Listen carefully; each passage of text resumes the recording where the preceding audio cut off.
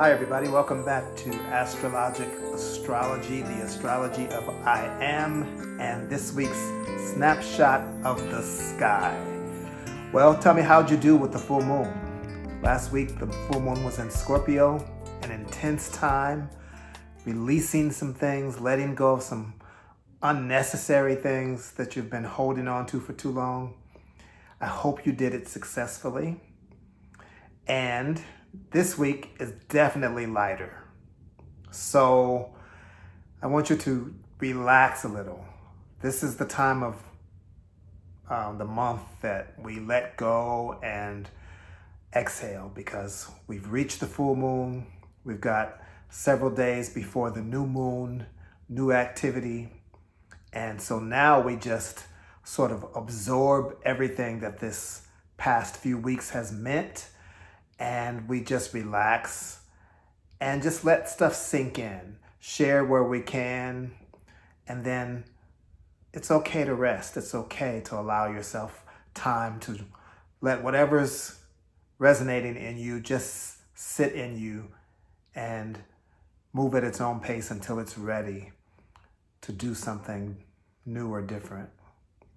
And this week there's some great energy. Well, first of all, before we get to that, the Sun and Saturn are just ending a square at the time of this broadcast. So the day before you see this, or a couple of days before you see this, whenever, depending on when you see it, you may still be dealing with the residue of the Sun-Saturn energy. Things feeling blocked, things feeling stuck and stagnant, but we're moving past it. It wasn't a deep, long-lasting energy. It was just for a day or two. So, as I said, this week, May 3rd through the 8th, is a great week to just sort of unwind. But there's some juicy things happening too. Juicy, juicy, juicy. Venus is trining Pluto this week. Venus is in Taurus, very sensual energy. Venus is at home in Taurus because it's one of the signs that Venus rules. And so Venus likes to touch in Taurus, and Venus likes to be touched. So this is a great time to reach out and touch somebody you love. This week, especially Tuesday through Thursday, is a good time to feel the intensity of love in a way that is not overwhelming, but that flows. So you can look your partner in the eye and say, you know what, I'm really digging you, and I'm really feeling you, and I thank you for what you bring into my life.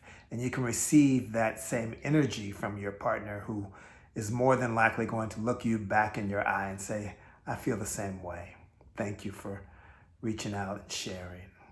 It's a good time to celebrate the depth, the intensity, the enduring nature of love with the people you are bonded with.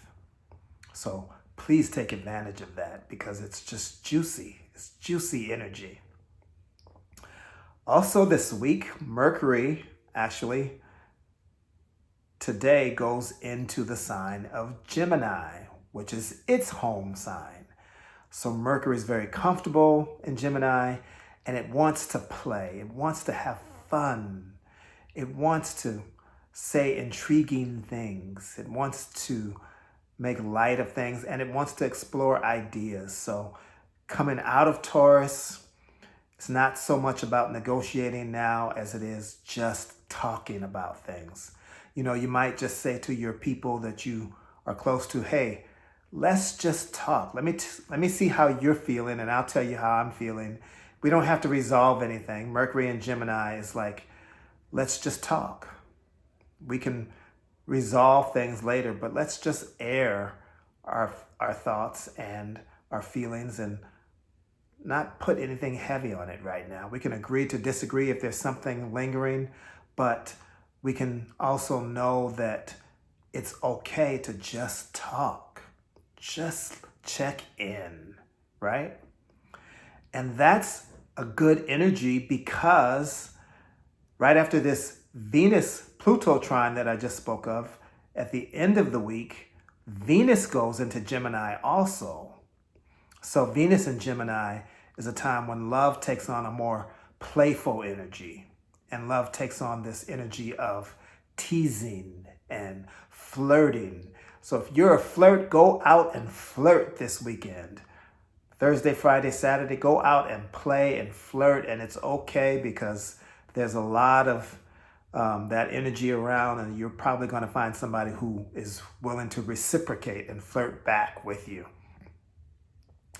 The only thing to be careful of is that Venus this weekend is also squaring Jupiter just as it goes into Gemini.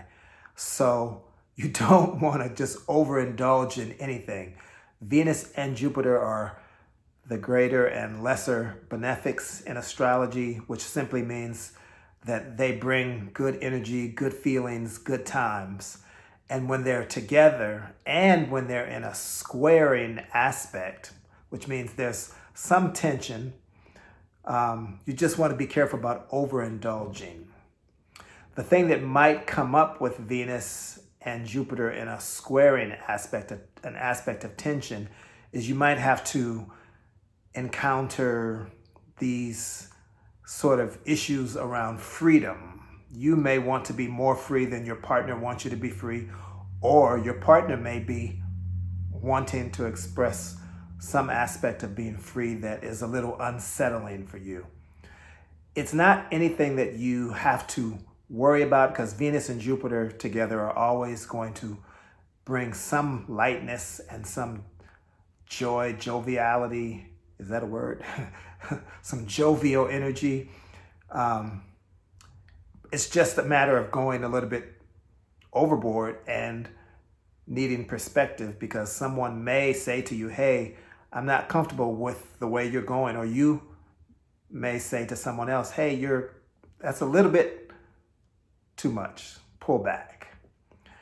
But if you can just keep that in mind, then there can be a lot of fun, as long as you don't overdo it, and especially be careful with your finances. Don't buy anything that you'll regret later. Don't see something shiny and sparkly and say, oh, I've got to have it, because Venus and Jupiter together may make you feel just like that. Oh, that looks so exciting. That looks so good. Whether it's food or clothing, or God forbid, a car or some expensive clothing, just be aware that there's a tendency to go to extremes and go overboard this weekend. So if you have any of those tendencies already, then you want to be careful, because you don't want to be looking back next month regretting this beginning of the month in May. And can you believe we're in May already? My goodness, we're in the 5th month of the year of 2021. And I hope that your year is progressing well. We're in this beautiful spring period, and we're headed into the warmer weather. So this is a good week to look at some of the things that you may be wanting to do when the season gets warmer. This is a good time to make plans with Mercury and Venus in Gemini. So dream a little and scheme a little and look down the road and make some plans for your recreation and for your fun.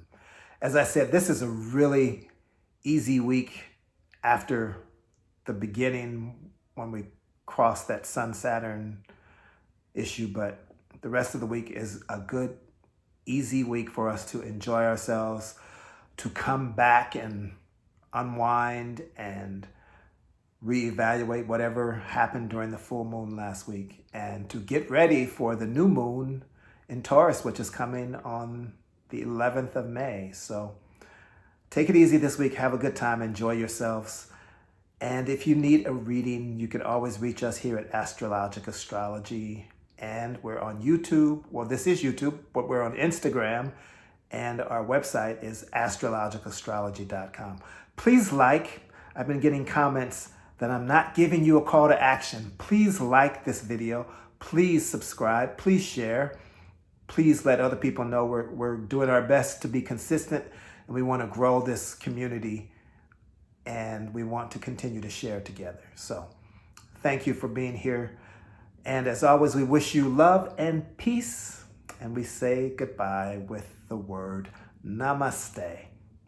The spirit in me recognizes and honors the spirit in you.